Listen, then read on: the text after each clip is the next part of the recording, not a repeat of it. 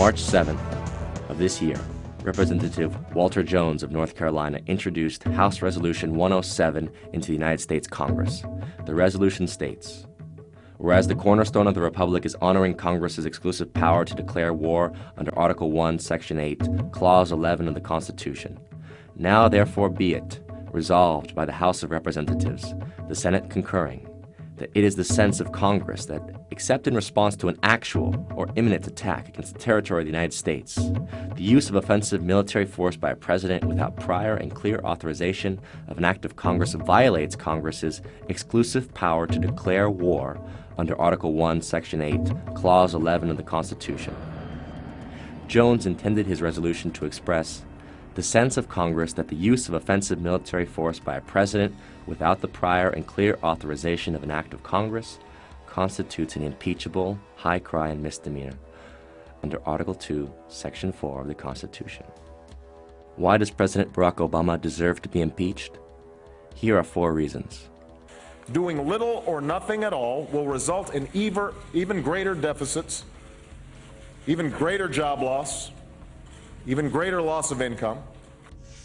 1. The Obama administration not only endorsed the 2008 bailout policy, the funds from which did not go either to homeowners or for taxpayers' protection, but rather to the consolidation of private banks, many of them in Europe. There was no investment of any meaningful type in the physical economy. There was no protection of the American people, but rather an illegal commitment made on behalf of private banking institutions to commit the American people to paying a debt that the American people did not accrue. The trillions of dollars that were pledged to the private banking sector are backed by the assets belonging to the American people. This combines to represent the most clear violation of the principle of the general welfare in the preamble to the Constitution of the United States. I also want to be clear about what we will not be doing. The United States is not going to deploy ground troops into Libya. U.S. boots are reportedly on the ground in Libya. 2. The Obama administration conducted a war in Libya which it claimed it did not conduct, with American forces that it claimed were not involved, to the purpose of overthrowing and then executing a head of a sovereign state, who was held in the custody of insurgent forces financed and militarily supported by the United States, France, Britain, and other NATO countries. This was done despite the fact that the United States was neither attacked nor threatened with attack by the nation of Libya. Only the Congress, not the President, has the authority under the Constitution to declare war, but the Obama administration believes that it has that authority. Do you think that you can act without Congress and initiate a no-fly zone in Syria without congressional approval? The administration recently asserted that its actions are above the laws of the United States in an exchange between Obama Secretary of Defense Leon Panetta and Senator Jeff Sessions of Alabama. Our goal would be to seek international permission, and we would come to the Congress and inform you and determine how best to approach this, whether or not we would want to get permission from the Congress. I think those are issues we would have to discuss as we decide what to do here. What I heard you say is we're going to seek international approval, and they will come and tell the Congress what we might do. The Obama administration, thus, does not believe that the Congress has the exclusive power to declare war, and accordingly, the President should be impeached. Let me welcome Prime Minister Cameron to the United States of New York. Obviously, there is an extraordinarily special relationship. 3. The Obama administration sides with the imperial power of Great Britain, and proudly so, in what has been called the special relationship.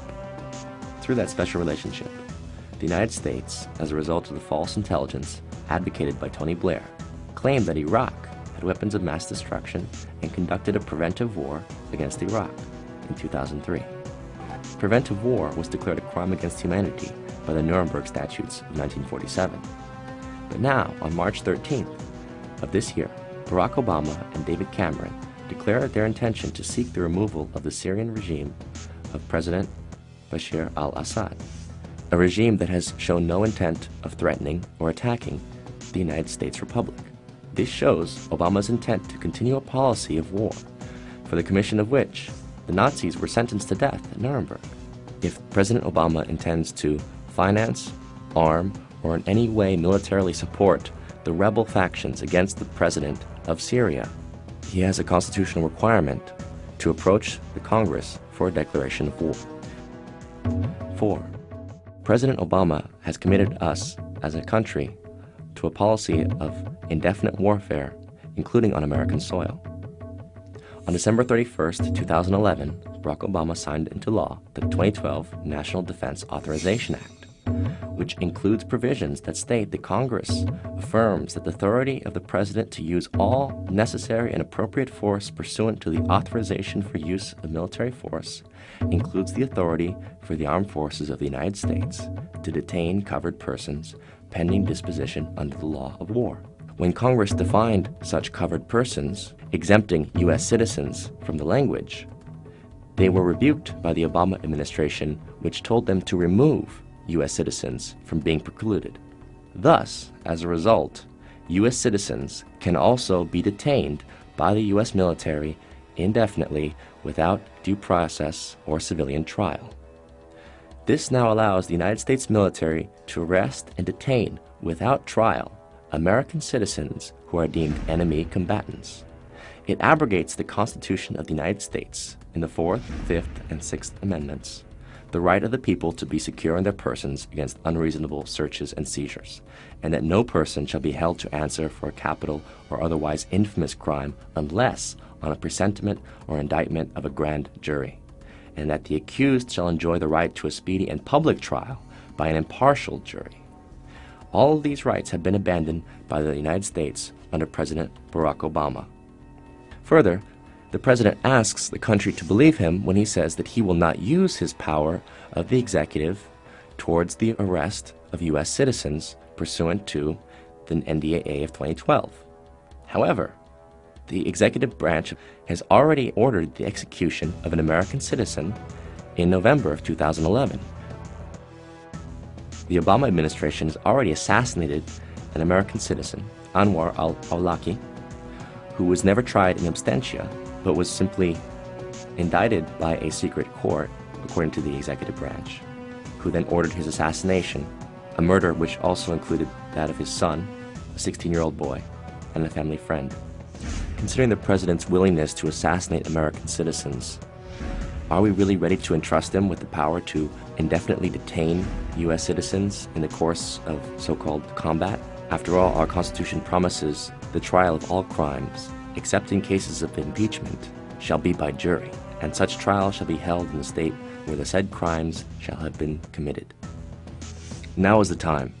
If we choose to surrender our republic to the machinations of dictatorship for fear of external threats, terrorism, and other amorphous enemies, then we do not deserve the republic which was given to us by our forefathers and promised to us based on the pledge that it is a republic of the people, by the people, and for the people. Consequently, as a republic belonging to us, we are not accountable to the President and the Congress. They are accountable to us. And should the President presume dictatorial powers, regardless of the state of war that he may claim we are now in, he must respond to our demands to protect American citizens from unauthorized illegal detention by the military and to annul this National Defense Authorization Act of 2012. And if he does not do so, then he deserves to be impeached immediately. But if we say nothing today, where will we be tomorrow?